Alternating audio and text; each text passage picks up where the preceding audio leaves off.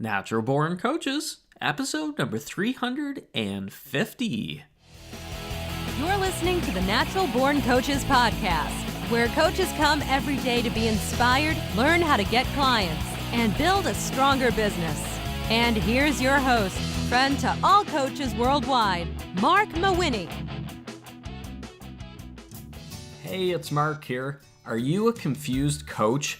Not sure how to get more clients? Then check out my free video training, The Cure for Coaching Confusion.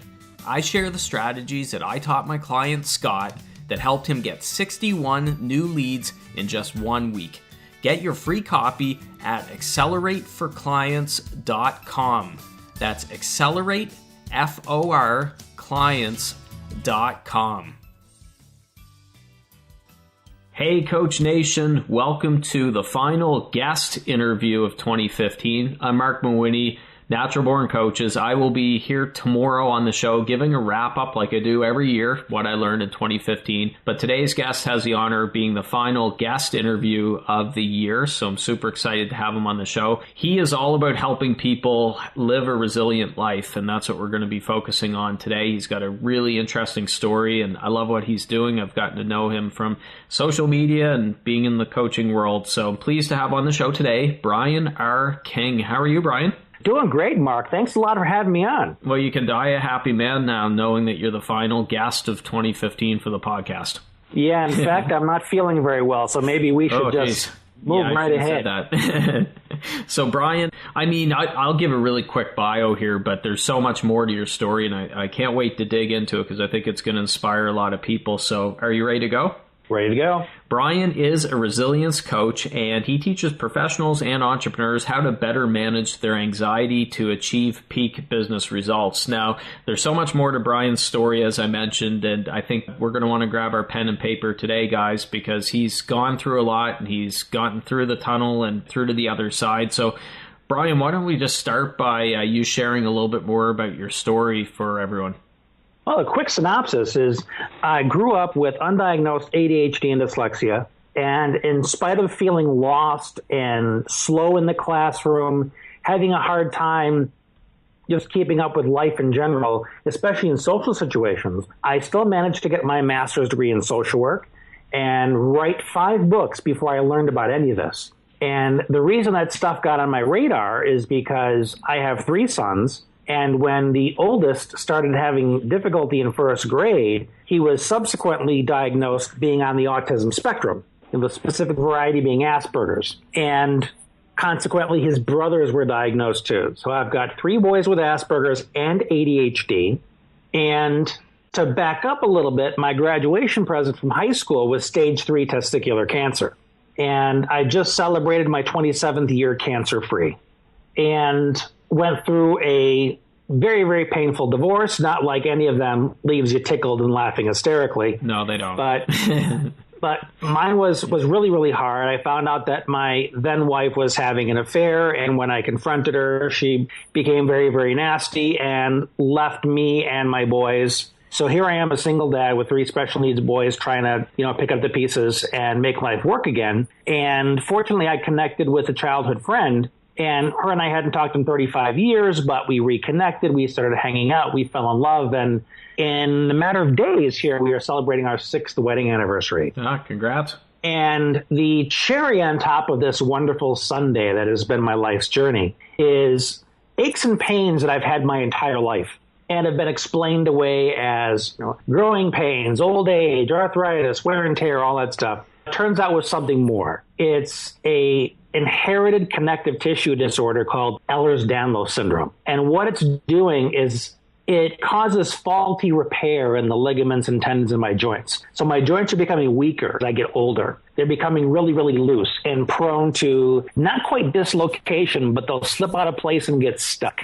It happens with my thumbs when I'm opening jars. It happens with my knees when I try and stand up, and so on. So I'm using a wheelchair a lot these days. And at some point, maybe in the next 5 years or so, I'll be entirely in a wheelchair. And if that wasn't enough, my 2 youngest sons are diagnosed with the same thing. So I have to model for them. How do you continue on proudly, happily, with purpose, with passion, even though you have all of this stuff piled on you. So that's what I'm most cognizant about, is I have to model how to live your life fully to my boys, because I'm not about to let them see that when the going gets tough, you quit. That's not the message I want them to get.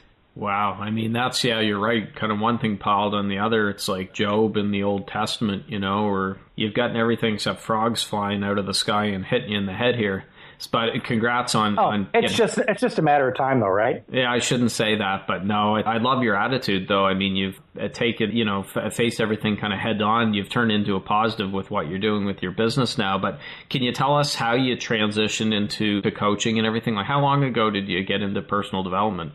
I've been into personal development for quite some time, actually.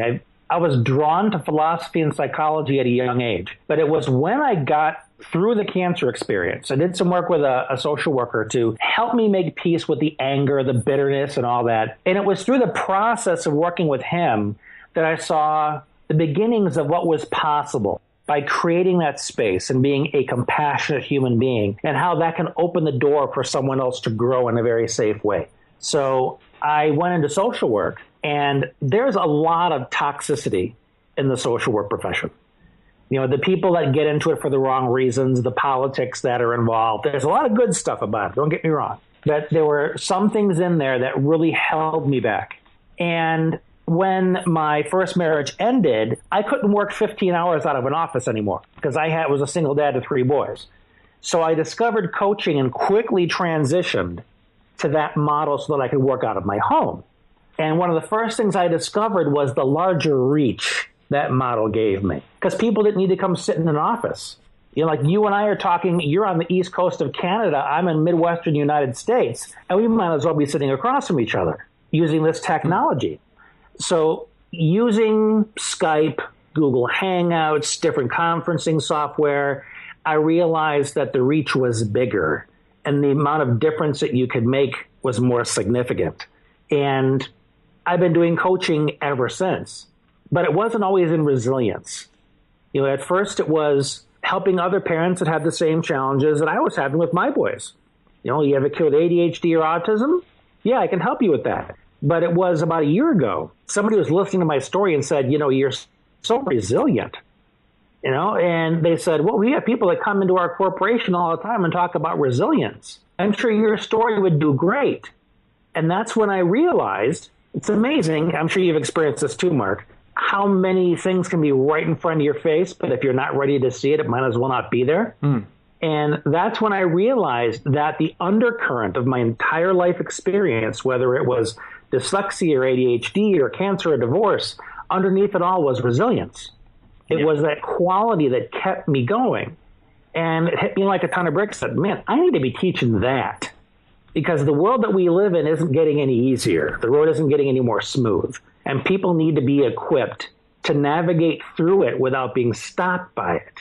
That's what I'm doing now, focusing on the resilience mindset and lifestyle. I'm always really keen to see. It's interesting how different people handle adversity. There's some people who get a chip in their windshield driving home from work, and that just wrecks their week and it's the end of the world, right? And then you've got someone like you that's dealt with 5, 6, 10 major life challenges that would crush a lot of people, and then you turn it into good. What do you think is the number one trait for people when it comes to resiliency? Like, what's that one thing that people know Brian as having that's helped you get through all this? The one thing, huh? I know there's probably more than one thing. But if I had to put my thumb on one thing, I'd say that I refuse to be helpless, meaning I refuse to believe that there is no solution to whatever situation I'm in. So no matter how big the problem is, no matter how bad my pain gets, with my condition, I tell myself, this is not as good as it's going to get. I'm not resigning myself to this. There's a solution. There's a way to improve it. I just need to find it. So I get to work immediately because of that one decision. And one thing that stood out to me, recently, first time I've talked about Charlie Sheen on this podcast, could be the last, but Charlie Sheen went through, recent where he came out as having been diagnosed with HIV, and just crushing, right? Like, I can't imagine getting that news. And he talked about in that interview, it's still early on, so it remains to be seen, but he talked about, being a spokesperson or helping others and inspiring others through that. And then you look at Charlie Sheen's life, well, maybe there is some good that comes from that, as horrible as HIV is, because before the diagnosis, he wasn't exactly, living what a lot of people would consider success, even though he had the money from, his TV, what was going on with his TV series. And he was a celebrity, but a lot of stuff in his life was a mess. So I wouldn't consider him successful.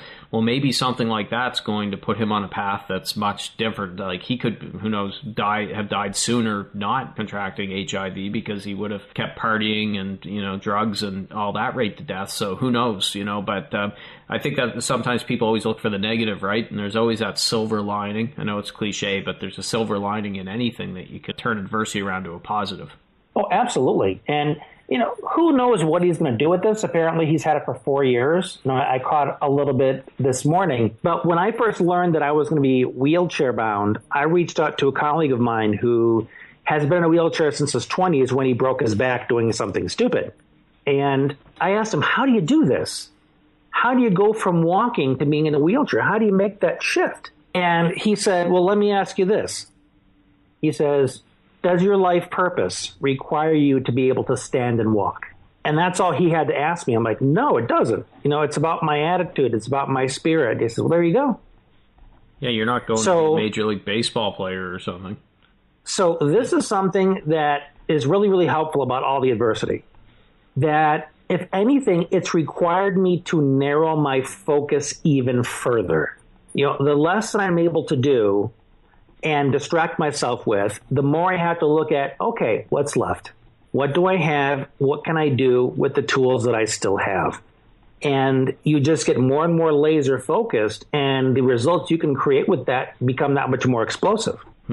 Yeah, I don't know if you've read the book Thick Face, Black Heart. I've mentioned on numerous podcasts because I love that one. Chin-Ning Chu wrote it. And what she said in that book is she's given up any idea that life's going to be perfect and it's going to go completely the way that she wants to go. And she says that she just prays for strength to get through the tough times that will inevitably happen. And I know a lot of people don't want to look at it that way. They want to, it's kind of Pollyanna and expect everything to be perfect. And there's that power of expectation and positive thinking. And I get all that. But the odds of going through your life without any hardship are very, very low and minuscule. And, could be boring in some cases if you don't.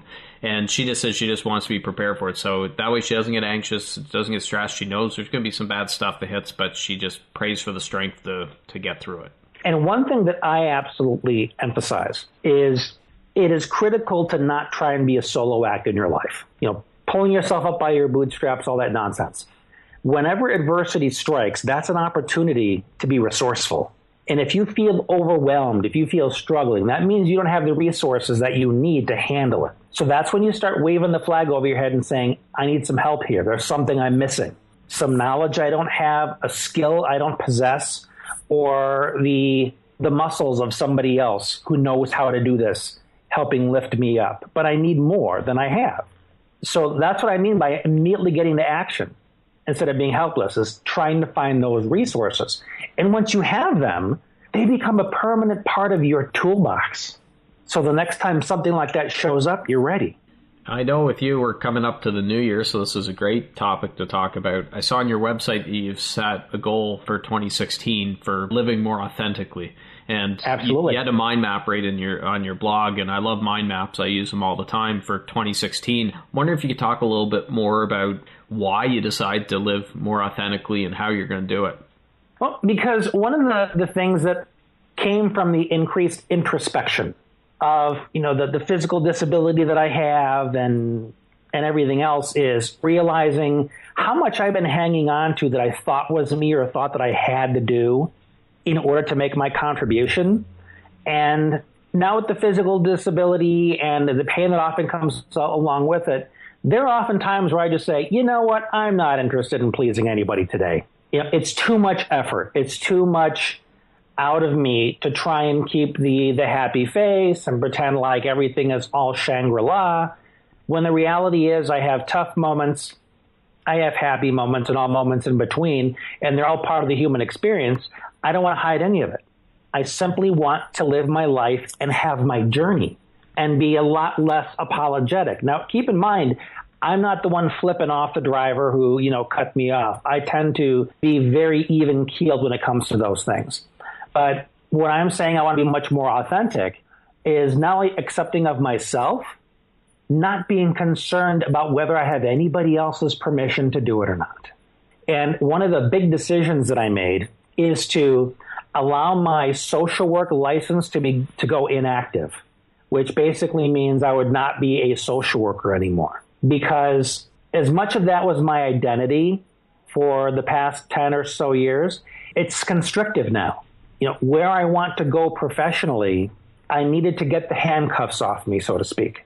And one of the ways to do that was to let go of the things that no longer serve their purpose for me. And that license has served its purpose, but it's no longer part of who I'm becoming and where I'm going. So the way I operationalize it in the blog post is I created a mind map of all my goals for 2016. One of the goals is to live more authentically. So what I began to delve into is, what are my core strengths, my core gifts, that if I were to live from those places, I would be peak performing all the time. And another thing I mentioned in that article that included the blog post is the reason CEOs delegate so much isn't because they're lazy. It's because they know that they need to focus in on the area of their core genius because that's where they make the best decision. And everything else needs to go to somebody else. Well, as entrepreneurs, we can do the same thing, focusing in on what our gifts are. My introspective capacity, my ability to reflect upon what it means to be resilient, authentic, to be a leader, and then share in writing or in spoken word, what have I discovered? So to focus more on those things instead of trying to do it all, that's part of being more authentic to me. And then each of the traits that I mentioned, being resilient, being thoughtful, being kind, I also put in my plan action steps. If I was being kind, what would I be doing?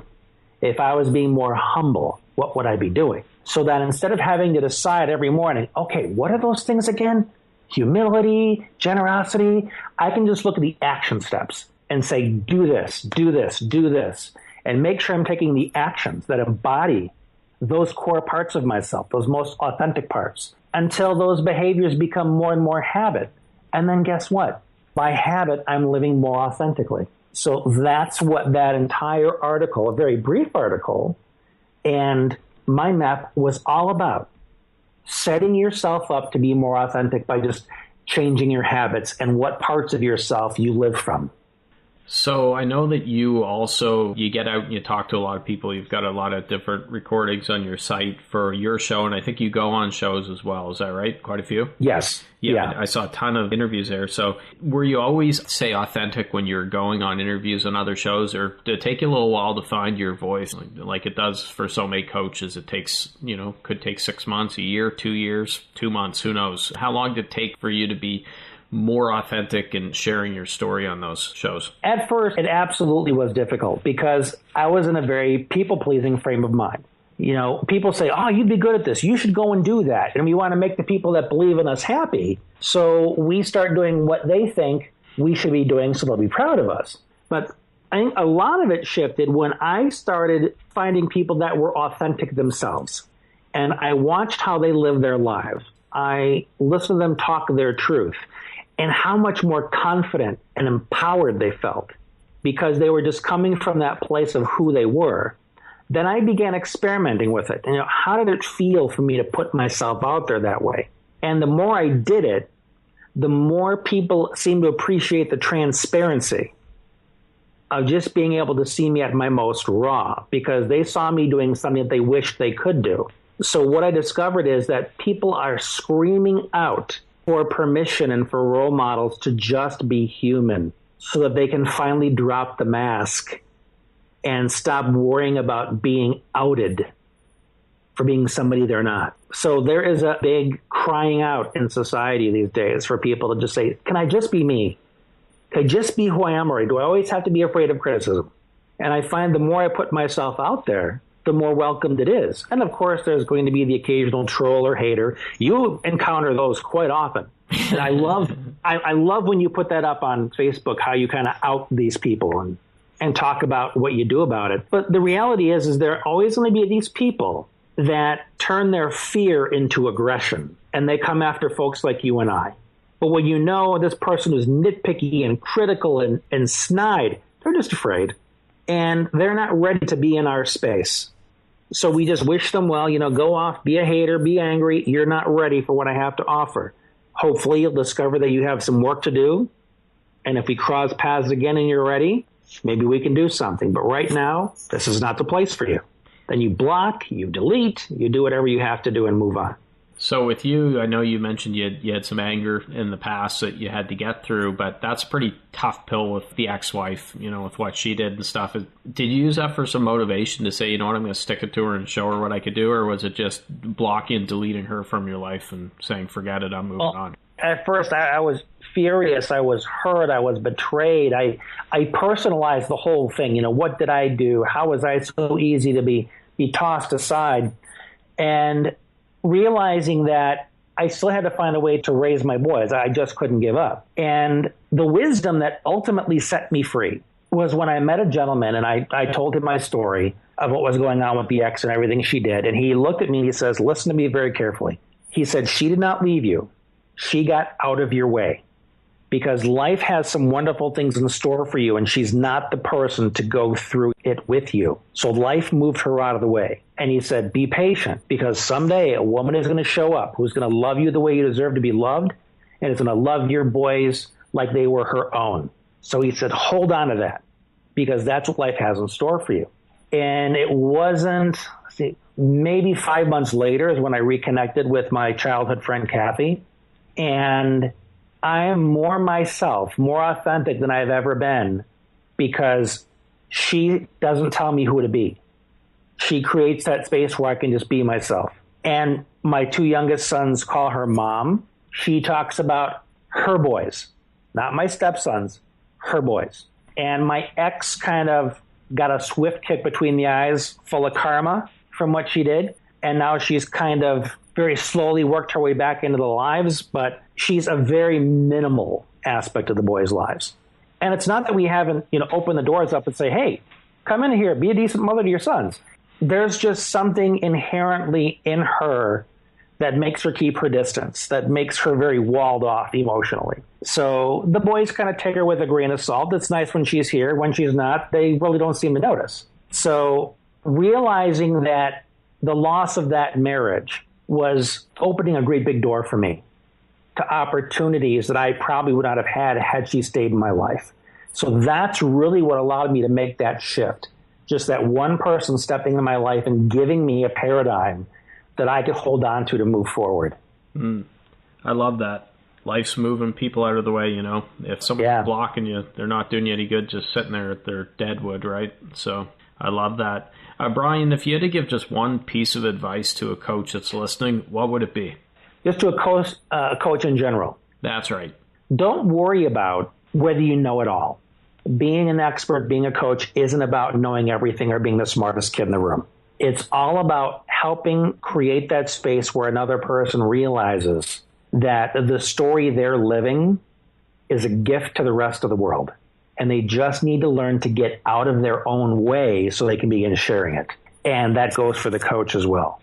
So what do you have going on? I know you're always busy writing 6 books. Are you working on another 5 or 6? Or what project are you working on here for 2016, which is hitting in just a day or two? I'm really excited about. I'm going to start book number 6. It's going to be all around the topic of resilience.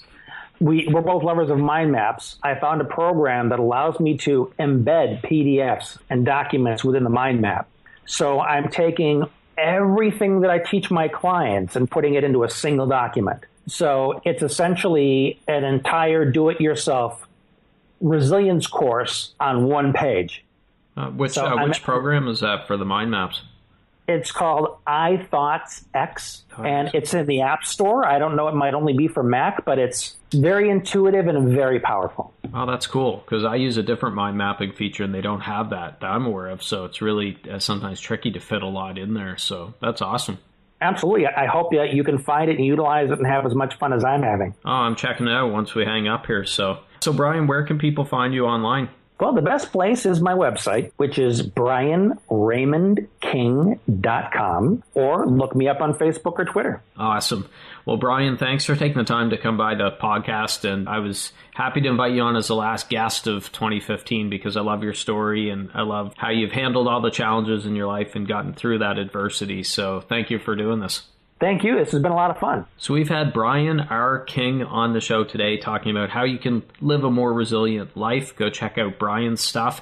And as I mentioned before, I'll be here tomorrow doing a solo show with a wrap-up of everything I learned in 2015. And I can tell you, I learn something every year, but 2015 had a ton of lessons thrown at me. So I'll be sharing some of those tomorrow, and I hope you get a chance to check in on that.